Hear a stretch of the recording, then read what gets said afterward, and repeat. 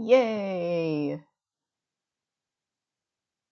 Only 25 minutes late. It'd be that way. Where is my... There we go. Stream link.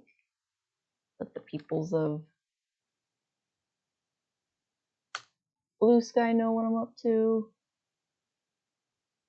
Post. Yay.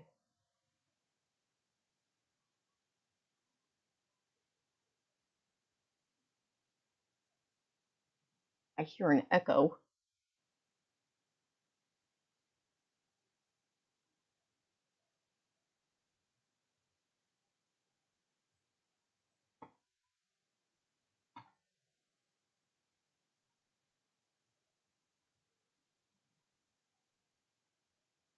Here, show me what it looks like in the browser.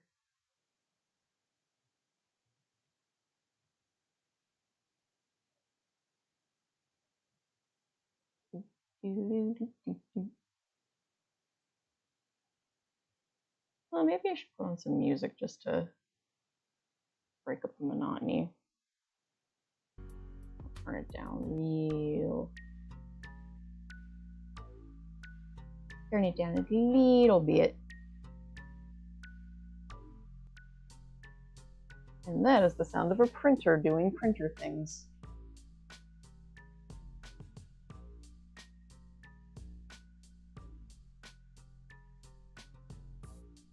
Okay, giving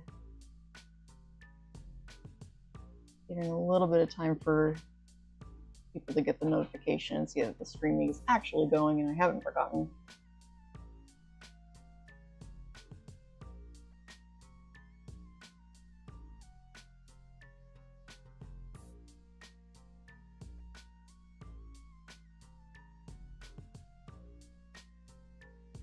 Wrong button.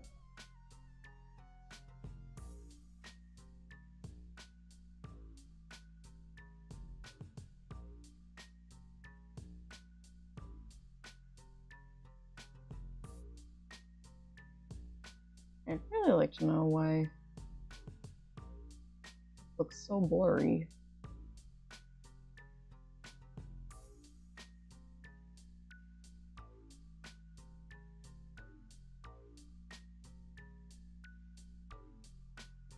I'll have to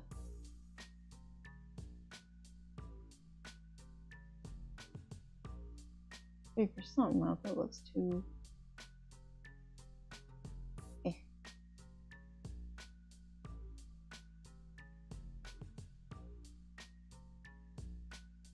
Okay.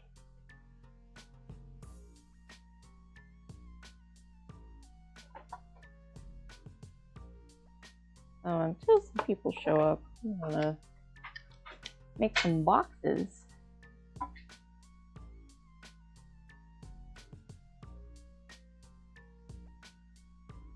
Not very straight boxes, because I am not a ruler.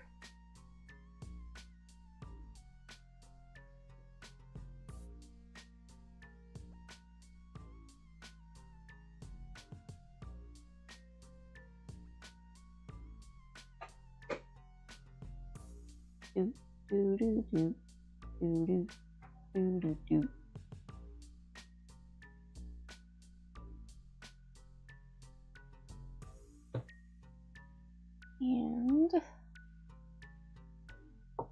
And I'm going to be talking about cheap art supplies, but I also want to play with my pen and ink set.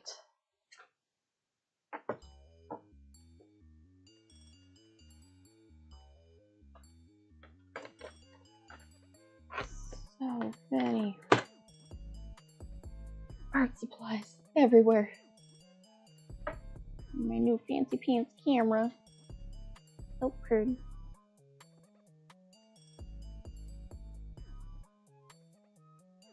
Okay, until people show up, I'm gonna play around.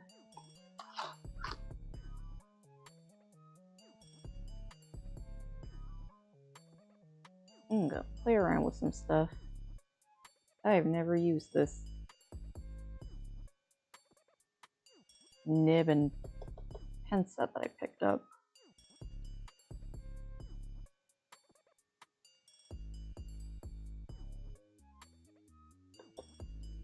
Where are you?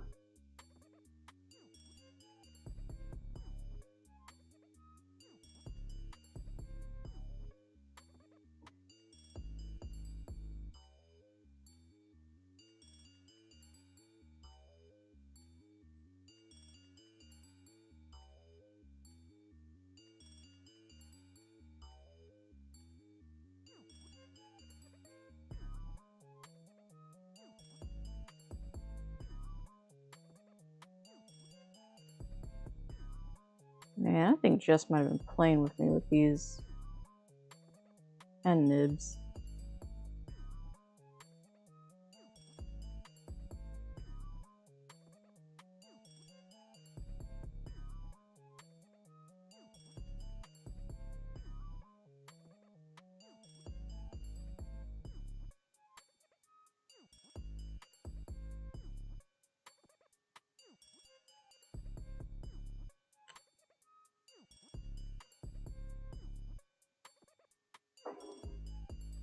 I'm gonna fight Jess for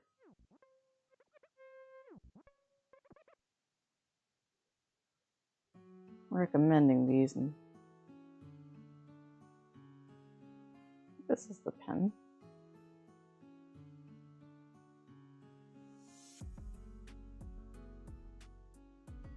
Yeah, I'm getting like no lines with this.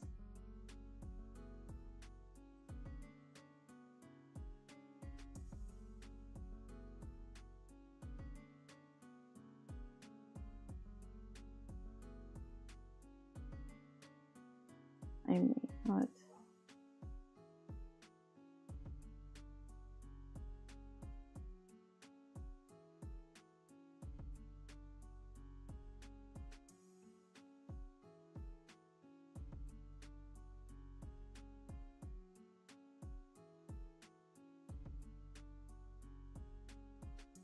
Ah, people are starting to come in. Sweet. I'm just playing around until people realize that I am streaming.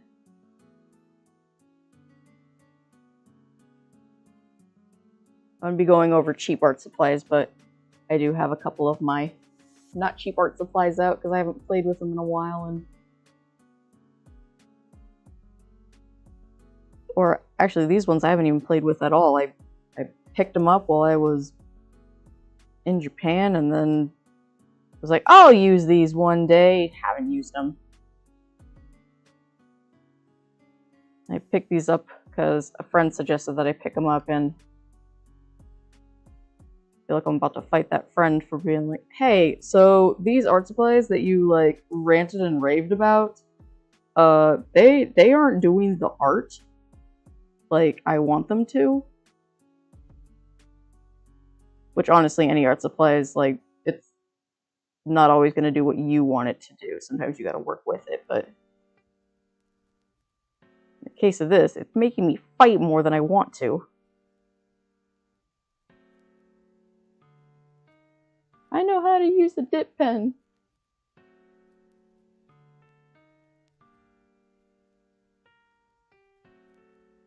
Nah.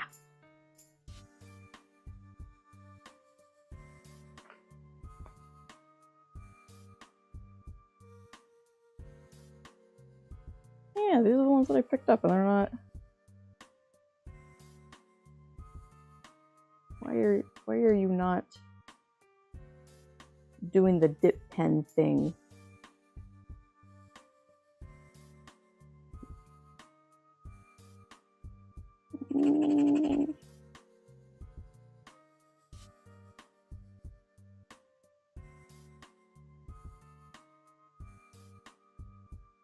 Why?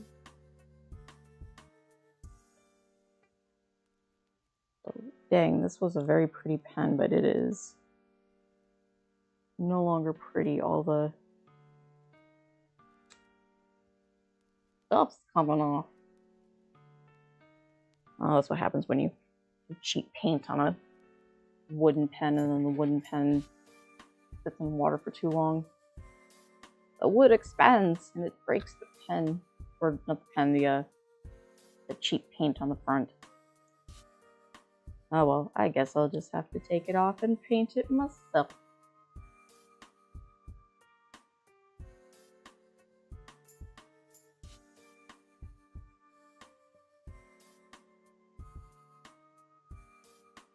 Okay.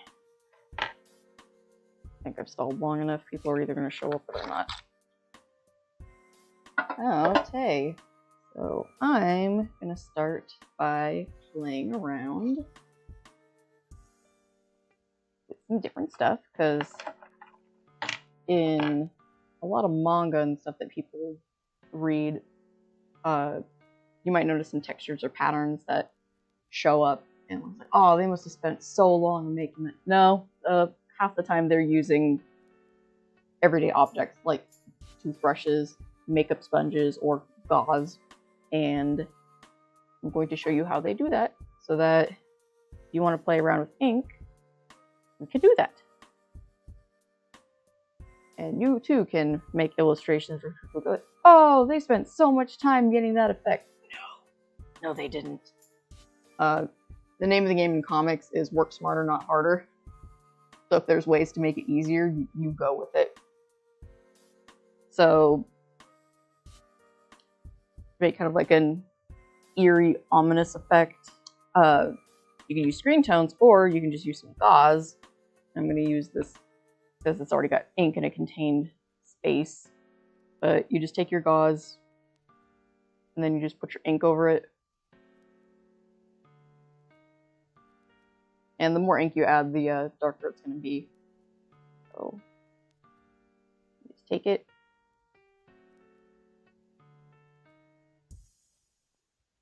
Then you just kind of press it down, and I like to do little twists to vary the pattern a bit.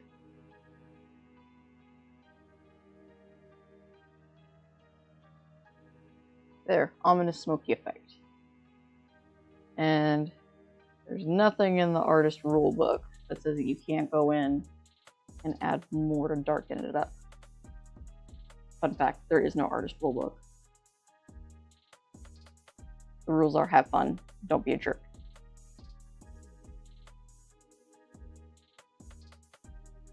Easy peasy. And that's just with some, God, what kind of gauze was that?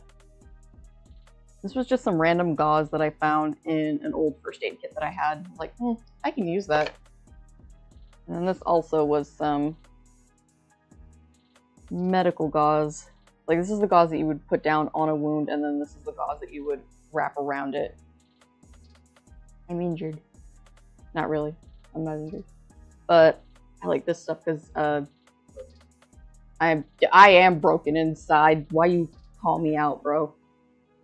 But yeah, anything that makes a texture, you can use for making really cool effects with inking, or with ink, or even paint. So if you're somebody who likes to use different kinds of paint, this works really good with acrylic or watercolor.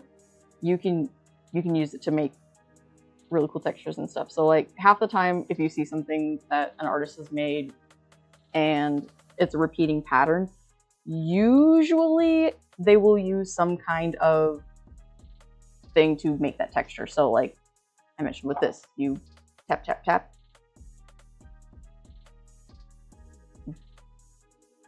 And so got my gauze rolled up and I'm just brushing it on. You could also have like just a little bowl with some of your ink in it and just kind of dip it in there. It's gonna get saturated really quickly, but I like to use just a pen or something to brush it on. So you see your texture there. You can go in, and it would help if I moved the pen. Ta-da! Let's see if I can bring this down a little bit so you guys can see the texture. Because now I got a better camera. There we go. And you could easily like use this as a pattern for somebody's clothing or like burlap sack or something. I like to use this for backgrounds mostly, but you can just go in and you just keep adding the texture And the more you add, the lighter it's going to get, as you can see by me going outside of here. So another thing that you can do is if you only want like a little bit of texture and you don't want this big glob of it first, have a separate piece of paper off to the side where you can just like apply your initial amount of ink, and then you go over and dab it to get most of it off, and then you can go in and have it lightly to press it in. So in a lot of manga and stuff, they use this for they use this technique for making like I mentioned eerie backgrounds, but also like I've seen this used for flames or smoke. My favorite one that a lot of people don't know about is just using a toothbrush. So cool thing about toothbrushes is you can use them to make some really cool artwork. So you just have your ink. Right now I'm using Pilot ink that I picked up in Japan. You can use any kind of ink. We'll kind of go into different kind of inks, because there's certain inks that if you use it, like it could be water soluble, which means if you try to use watercolor with it, it's going to smudge the ink. And then there are dye-based inks where there's pigment and dye inks. Pigment, I think, is the one that's water soluble, so it'll get picked up just by water, but it won't get picked up with alcohol-based marker. Or there's dye ink, which sits in and actually dyes the paper, and so you can use watercolor and it won't move the ink around. And I'll kind of show an example of that later. But yeah, you just take your toothbrush. I'm being a heathen and just dipping it automatically in the ink. Also, if you're going to do anything involving traditional art supplies, you're going to want to have a bunch of paper towels available, because you will be getting ink and marker, whatever, everywhere. That's because I don't know what's wrong with you. If you're not making a mess, I don't know if you're having fun. But yeah, my fingers are already covered in ink. But yeah, so you can use a toothbrush, and you can just go in and add some texture like this, which can be fun. It just depends what you want to do. It's always good to have just a separate piece of paper with whatever you're working on, so that you can play around with it a little bit. That's half the fun, is just playing. But what I like to use this for is blood spatter effects, or just any kind of splatter. So you just take your toothbrush and you just go, and you get that really nice splatter effect. But another cool thing is you can also do that with white paint. So I don't have another toothbrush that I can do this with. Also, you will get ink all over your hands. But all the stuff you can do, like, you don't have to just do it with black ink. You can do it with paint. You can do it with other different colors of ink. So I have here, this is just what I had in front of me. It's just Copic Opaque White, which is just really concentrated acrylic paint. And it comes in a really tiny brush. But you can also flick that. And just, well, not so much there. But if you don't have a toothbrush, or you're not willing to risk a toothbrush, by the way, if you've ever wondered what to do with your old toothbrushes, you can use them for cleaning, or you can use them for art supplies. I have a collection of toothbrushes, and after I'm done using them, they get cleaned and sanitized. And I got a couple that I keep like near sinks for cleaning stuff, or they get thrown into a bucket for doing various art projects. But this one's actually just a brand new one, because I needed a toothbrush and I didn't have one. So I had a bunch of just old toothbrushes that I got from my grandpa's house, because when we were cleaning out his house years ago, he's a dentist. And so I just found a box of toothbrushes. I'm like, oh, I am set for toothbrushes for life. It wasn't for life. I'm down to like 4 or 5 toothbrushes now. I need to go get toothbrushes.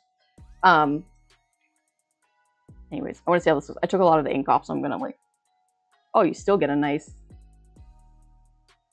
that's nice. I really need to come up with an illustration so I can play with my ink more.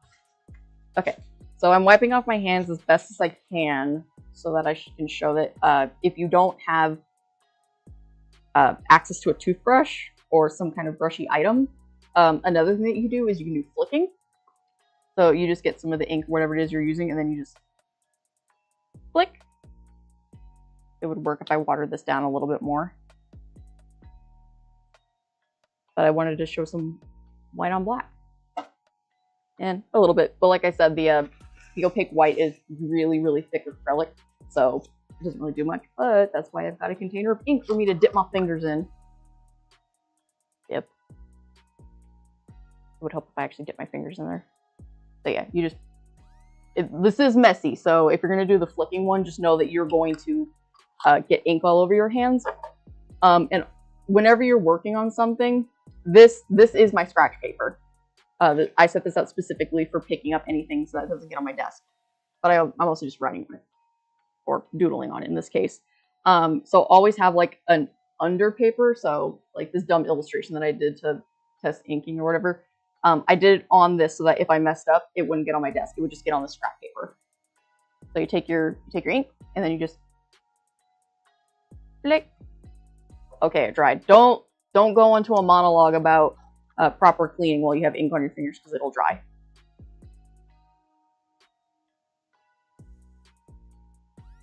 Flicking. So you don't even need supplies for that. You just need ingenuity. I'm gonna have to take a break to wash my hands later because when I get into the coloring stuff, I'm gonna just be smudging ink everywhere. And my other little box that is now covered in flick paint. Makeup sponges. Makeup sponges are really cheap to get because I throw it on the padding. But what's really cool about makeup sponges is you can just pull off chunks to make different kinds of like varying patterns and such. And they're really cheap, pretty easy to come by. And same thing as with the different kinds of gauze. So you can see here, I've already used this one pretty extensively. But same thing, you just take whatever inking medium it is that you want to use. In this case, I'm just using a brush pen to add some ink to it because I don't have, mostly because I didn't think about it. I didn't bring out a little container to pour ink into to play with. Because I am not that smart. I just got ink here. Move over a little bit because of this. Well, you might be able to see with this box, but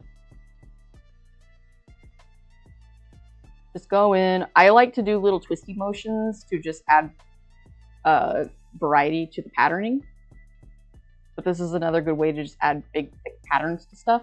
You can also use it as just a makeshift brush where you just drag it along. You can get pretty cool. That looks pretty neat.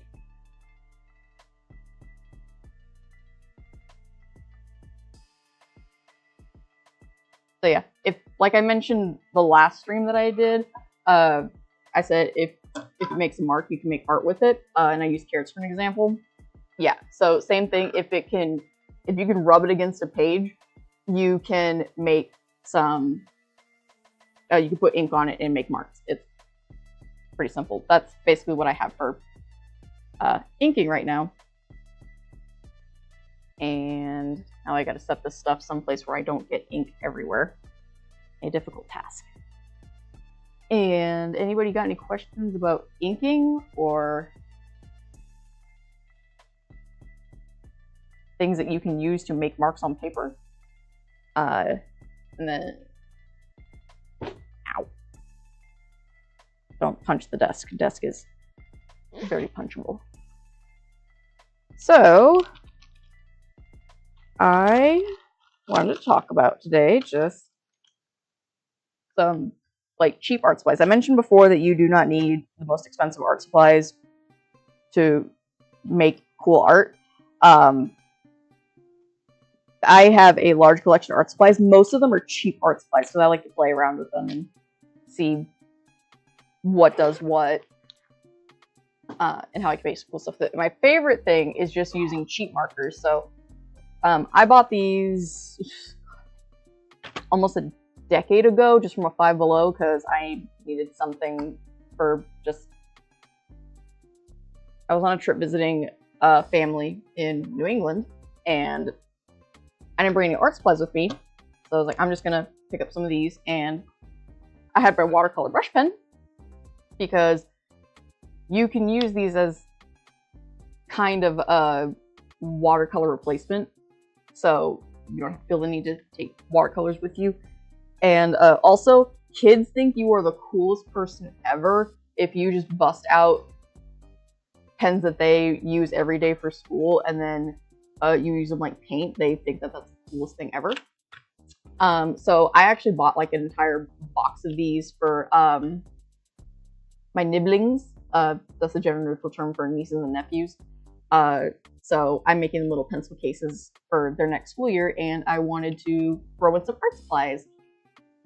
So I picked up a bunch of these Crayola markers because they were on sale, and colored pencils because colored pencils are fun. Okay. So what you can do with these, and I don't think any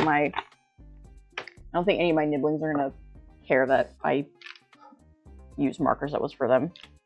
Like they'll even know. They don't know how to use YouTube. That's a lie. They probably know how to use YouTube better than I do. So what I like to do is you just have your markers and just a plastic, glass, anything like that, which hilariously I do not seem to have picked up. But I do see a little bit of plastic from a bag, which will work. I will routinely use just like trash plastic. The important thing is that you can put ink on it. So I'm gonna go with red and blue and yellow and give just a basic overview of the color wheel. So the artist color wheel, for anybody who just does not know, just gonna quickly go over this. The artist color wheel, these are your primary colors, and then these are your secondary colors. What makes these secondary colors is because these three colors you can mix to make any color on the color wheel except for white. The only time that you can make white with these is if you're doing anything involving lighting. But since we're not light technicians right now, for all I know, there's a light technician in here who's just angrily shaking their fist at the TV or phone or whatever they're watching this on.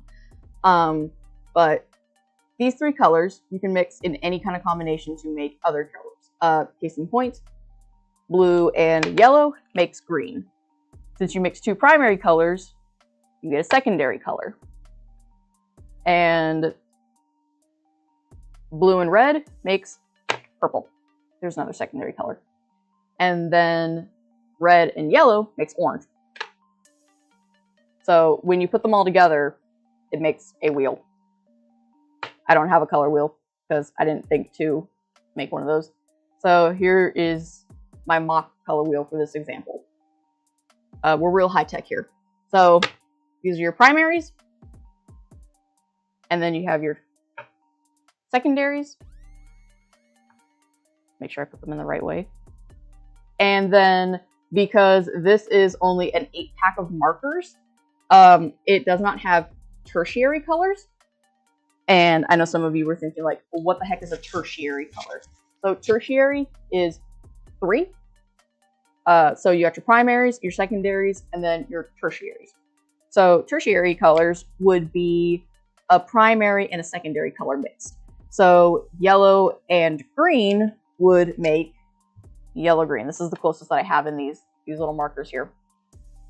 Yellow and orange would make yellow-orange, which I don't actually have. So for the sake of this, I'm going to use colored pencils because I've got a 24-pack right here. And I'm pretty sure I can find some tertiary colors in here. I'm going to move that one out of the way then. Whoa, new Crayola. I haven't experienced new Crayola colored pencils in such a long time. That's yellow. Where is he? Okay, maybe I won't use these. Where's the... There we go. Here's the yellow-green. So yellow-green, right there. And then yellow-orange. tertiary color. And then red-orange. Come on, don't fail me now, Crayola. Red-orange. Here's a red-orange. And red-purple. What would that even be? Sometimes it's called different things.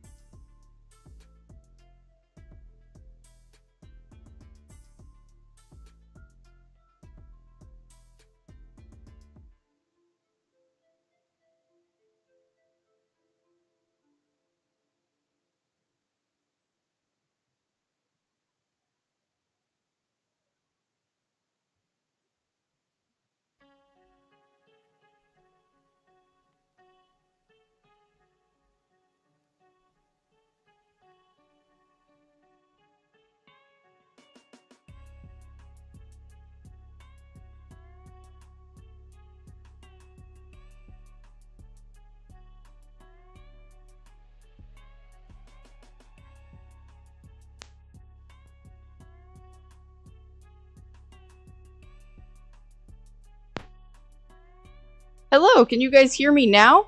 Apparently my mic turned off at some point.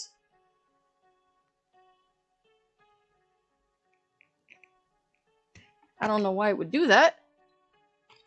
But for the sake of this, I'm going to put my backup mic back on the charger in case I need to switch. Because that would be lame to have that turn off again. Okay. Excellent. Thanks for the heads up.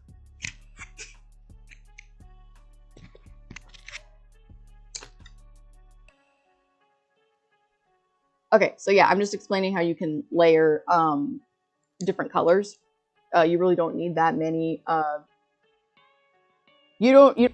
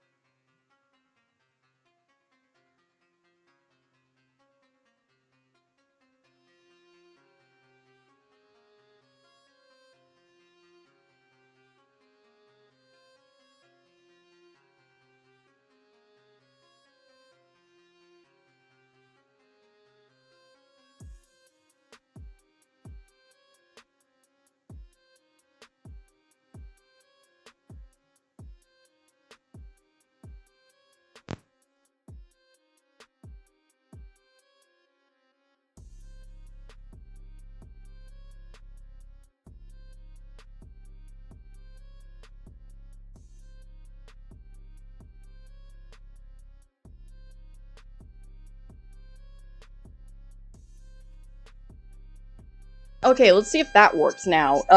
I thought it was the mic that was cutting out. It was the receiver that I have plugged into my computer. So I plugged the receiver in and I plugged the charger into it. So hopefully that keeps it going for a while. So anyways, I'm talking about cheap art supplies today, not expensive ones. But that's the explanation for why art supplies tend to be more expensive. So you can still make really great art with these. But as I explained before with the color wheel, it's just all about layering. So I added down the yellow, and I already did this down here with the polychromos. But I'm going to go with Crayola because I'm supposed to be using Crayola. But as far as like the mixing and everything, you just have to work at it a bit more.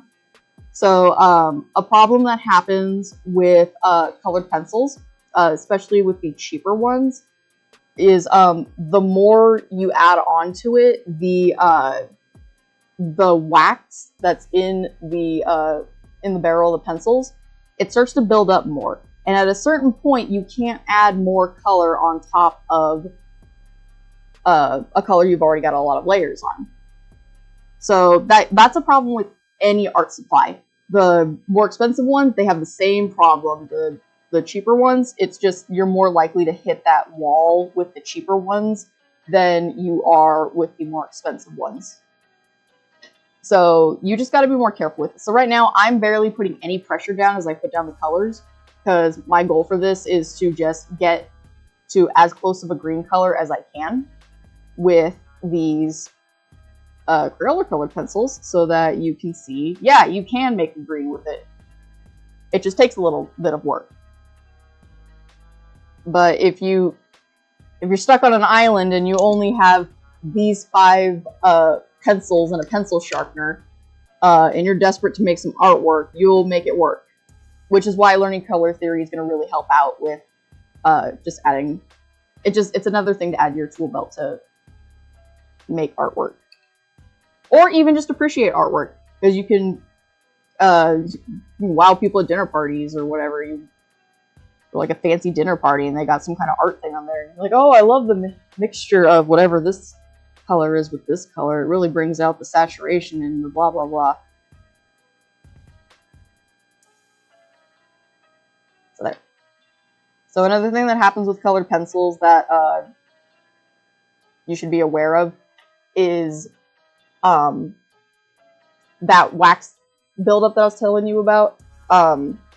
Same thing with just graphite.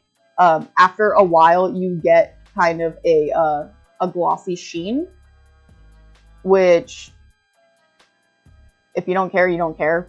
Just some people do dislike that that glare that you can get with it. That's from just layering and adding color on top of each other. You can get rid of that with a spray fixative. So spray fixative, it's like you can buy them in pretty much any art supply store. So as time goes on, if you have like drawings just thrown together like in a sketchbook or whatever, when you move that sketchbook around, the pages rub against each other, and then you start to get smudging. So right now I'm just kind of making that worse just to show that. So a way that you can prevent the smudging from happening, or the colors fading over time, that's another thing that's the difference between cheaper art supplies and more expensive ones, is the color fastness. And that relates to how long the color stays. It's mostly known as archival quality. And that's how long the color is going to keep looking like that color, because as time goes on, things fade. And so the more expensive art supplies tend to be a little more archival friendly, but that's so if you want your drawings to last for a really long time, or even your paintings or whatever, then that's something that you're going to want to keep in mind. You're going to want to keep in mind the archival quality of the art supplies that you were using and the paper that you are using. This is for people who really care about that. In the case of this, I don't. I just want to make pretty pictures. I don't care if it outlives me. I just want to make something now. So these guys, the color will fade after a while. The polychromos, they probably won't fade as much, but even the polychromos on this paper, because this is just the cheapest cardstock that I could get. So that's not gonna, the paper is gonna crumble away at some point in like 30 to 40 years. But anyways, a spray fixative, you just, you buy it in a can, shake it up, and then you just spray it over whatever image it is that you're working on, and that protects whatever art supply you just laid down from the smudging. It's not foolproof, so I'm not saying like, oh, any spray fixative you get is going to keep it 100% from smudging. It makes it less likely to happen. But another nice thing about it is it protects the, it adds a little bit of protection for archival quality, but it also helps with the protection of the artwork. But you can also buy it in different kinds of finishes. So much like house paint, where you have to pick between like eggshell, gloss, or anything like that, fixative, you can pick different kinds of finishes. So you can get like a matte finish, a rough finish, gloss, semi-gloss, whatever. So if you want your picture to look more shiny, you can pick up something for that. If you want to get rid of some of the shiny, you can pick up a matte, and that'll help fix that up. So yeah, you're just layering. And then when you're going over to like making a yellow-green, it just means you're adding more yellow than you are blue. So I'm just going to put more yellow just to do a tertiary color, just to hammer this point home. And then I'm going to switch to the cheap markers, because that's what I really want to play with, is those cheap markers.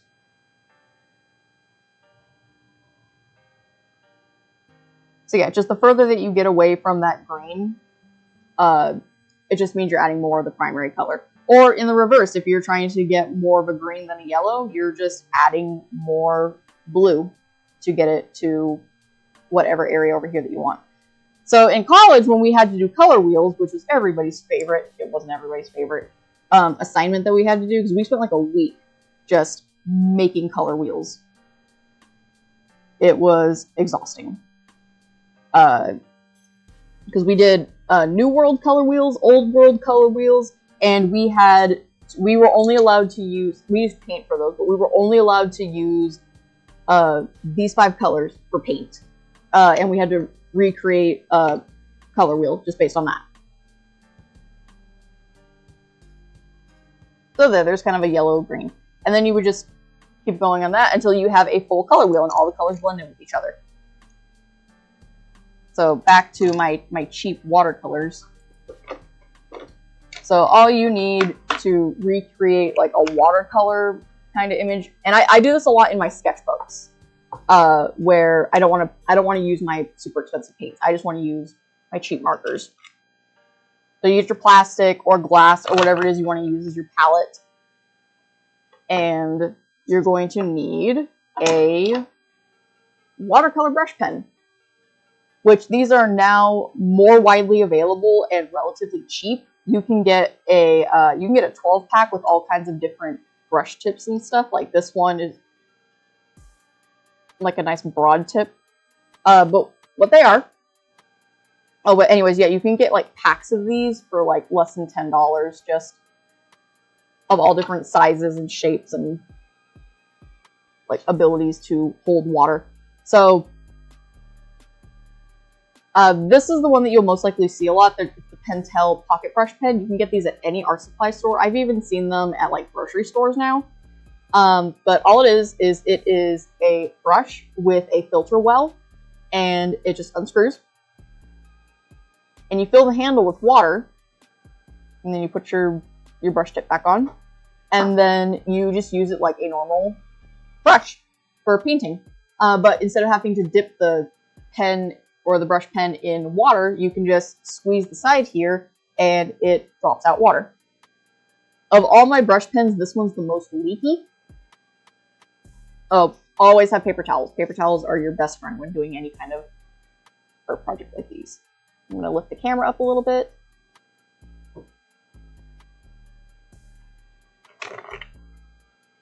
And so what you'll do is, well, there's a couple different ways you can do this. So you can just take your cheap marker, and you can just lay down some color. It's actually a really pretty blue for a cheap marker. And you can just take your brush pen and load the barrel with water.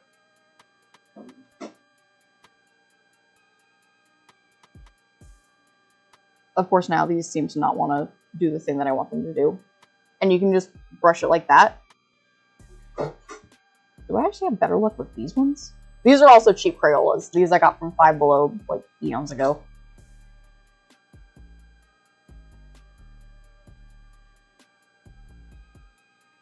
There we go. So you can use the brush pen to kind of just move the color around. But what I like to do is I take this and I just put it on my plastic. And then I use the pen to pick up the pigment.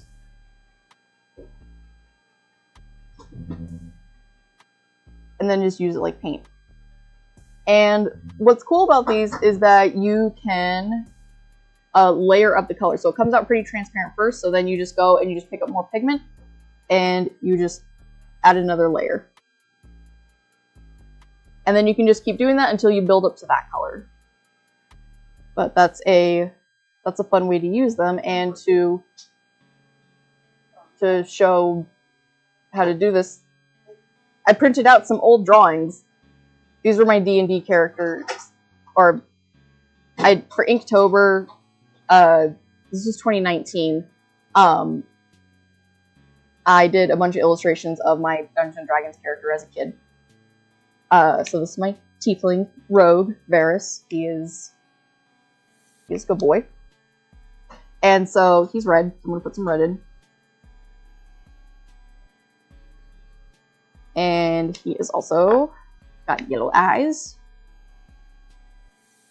And for the sake of his shadow, for shadow, I want to do something cool. So the cool side of the spectrum is blue, but I don't want to necessarily add blue, so I'm going to add purple. Because it's between blue and red, but it's a little more towards the red side. So now I'm going to start with this first one. Bring this down a little bit so you guys can see it a little better. Major shout out to a person who comes to my streams all the time, Rosengard. She basically paid, no, she did. She paid for the camera, the brand new camera that I got so that I can do a better stream. So thanks, Rosen. So yeah, you just go in and you just color.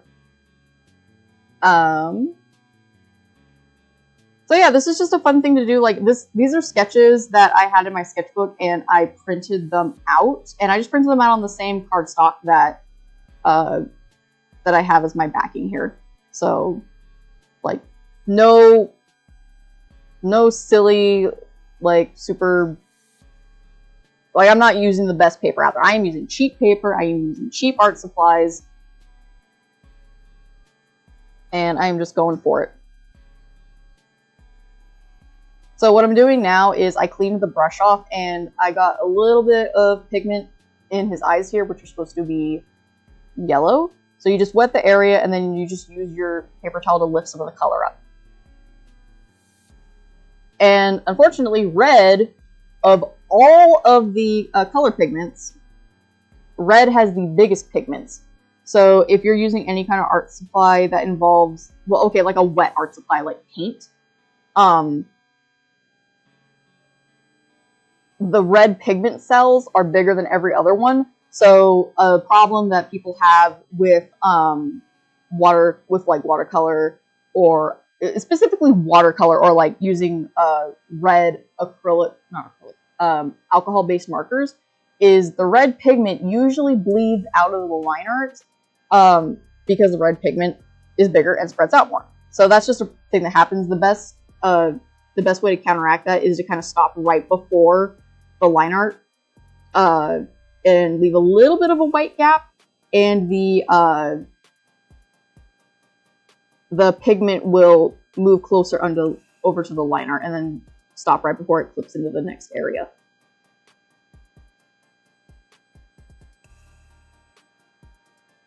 And if you don't want to spend time wetting the paper and blotting it, that's what white paint is for. You can just use white paint to cover up your mistakes.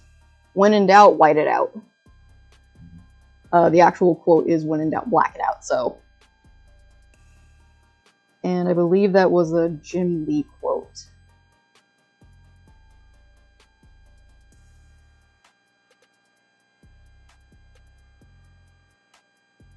Yeah, it's. So then, this is just what I like to do. Just squeeze the barrel, and then the pigment comes out on the paper towel. I'm going to switch to some yellow real quick to fill in those eyes. And I'm going to take some of that purple. And what I like to do is I'm just going to take some of it off so that I got just a little bit of light. And then you just go in. There we go. And I'm just adding a little bit of shading in. I'm not going to get too crazy with it because this is just a tutorial. It doesn't need to be complicated.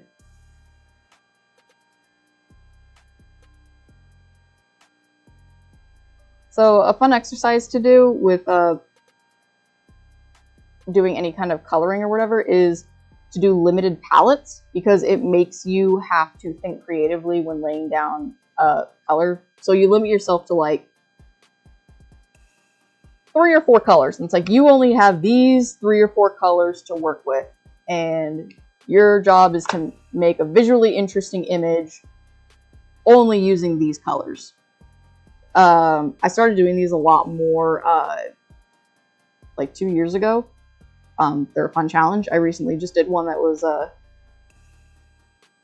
I was designing a patch for a convention, and they're limited to like maybe 7 or 8 colors. So I made an illustration that only used those colors, and I repeated them for different areas. But what's cool is that gives you a chance to like go in and you can color. You can, instead of like laying just flat color, there's nothing saying you can't go in and do like cool patterns and stuff to break up the monotony of just a basic color.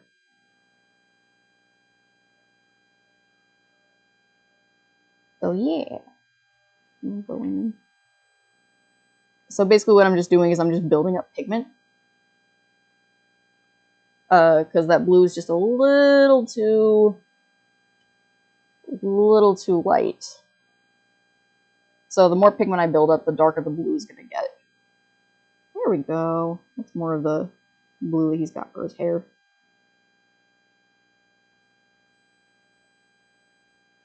And then I can't forget the shading for the eyes. And I could just go and just grab this marker and add an orange, or I've got red and yellow right next to each other, so I can just go in and blend it. There we go. I got my nice little orange. And I'm going to take a little bit more of the yellow to kind of blend it in a little bit more.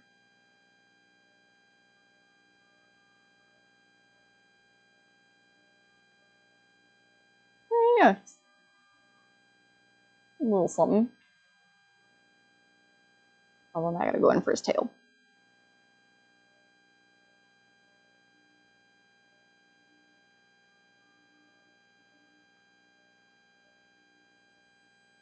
And I'm not too worried about coloring in the lines right now. This is just for funsies.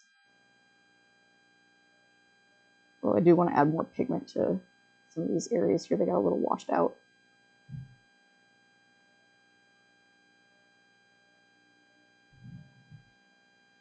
He looks so angry.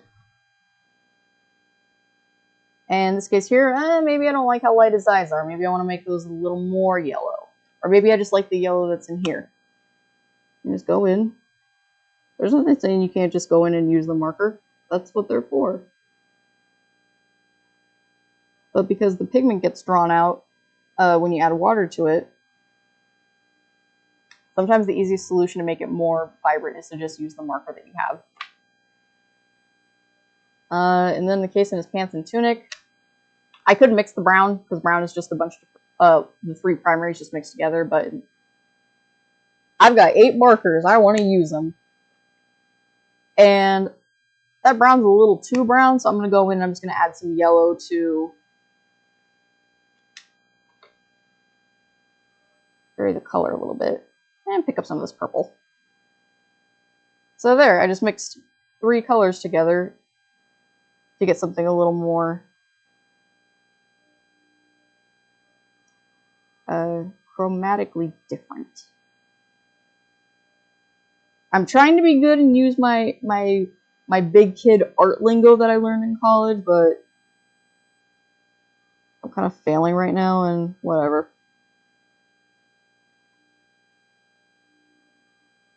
And then for the case of his tunic, I want it to be a light tan color. So all I'm doing is I'm just adding more water so that it's more pigmented. Even though that's not pigmented enough. And add some more yellow to it to... There we go.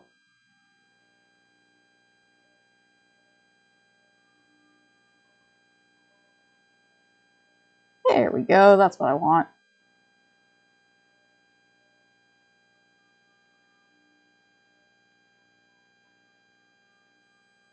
And then to make it more shaded, I'm just going to grab some of this blue up here.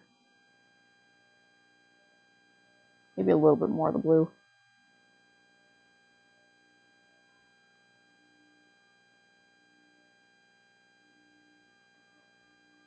Oh, I forgot his little horns. I'm going to make those... Those are just a little darker than his skin, so I'm just going to... Boop. Just a little black. So a problem with Crayola black is it's more of a greenish gray.